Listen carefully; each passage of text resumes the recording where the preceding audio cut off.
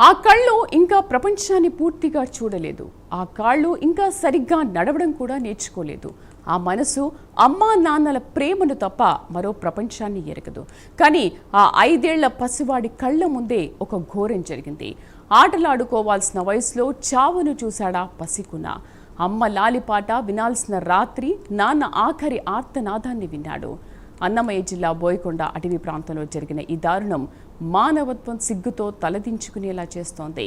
కన్న కొడుకు ముందే కట్టుకున్న భార్యే ప్రియుడితో కలిసి భర్తను కిరాతకంగా హత్య చేయించిన ఘటన సంబంధాల పతనానికి పరాకాష్ట.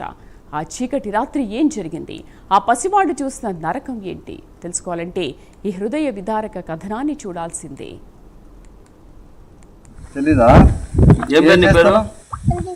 సందీపా? అమ్మ పేరు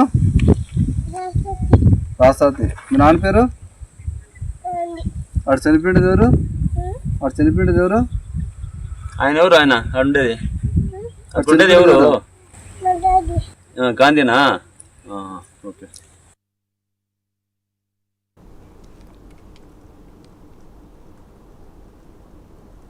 గాంధీ తమిళనాడుకు చెందిన ఒక సాధారణ వ్యక్తి. అతని ప్రపంచం అతని 5 ఏళ్ల కొడుకు సందీప్. కానీ అతని జీవితంలోకి అక్రమ సంబంధం అనే చీకటి ప్రవేశించింది. కట్టుకున్న భార్య రాఫాతి నరసింహులనే వ్యక్తితో సంబంధం పెట్టుకుంది. ఆ బంధానికి అడ్డుగా ఉన్నాడనే కారణంతో గాంధీని అంతమొందించాలని వారు నిర్ణయించుకున్నారు.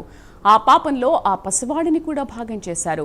గాంధీని అతని కొడుకు సందీప్ను బోయకొండ అటవీ ప్రాంతానికి తీసుకొచ్చారు. అక్కడ నరసింహులు మరో 3 వ్యక్తులతో కలిసి ఆ పసివాడి కళ్ల ముందే గాంధీపై దాడి చేశారు. తన తండ్రిని కొట్టొద్దని ఆ చిన్నారి ఎంత వేడుకున్నా, ఆ తండ్రి తనను వదిలేయమని ఎంత ప్రాధేయపడినా ఆ అరణ్య రోదన ఆ రాక్షసుల చెవికి చేరలేదు.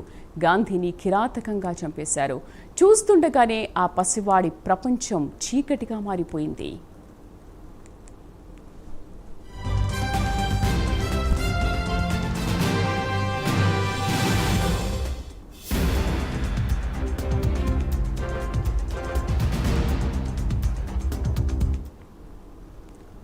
ఆ రాత్రంతా ఆ 5 ఏళ్ల సందీప్ తన తండ్రి శవం పక్కనే ఉన్నాడు. చుట్టూ చిమ్మ చీకటి, భయంకరమైన అడవి.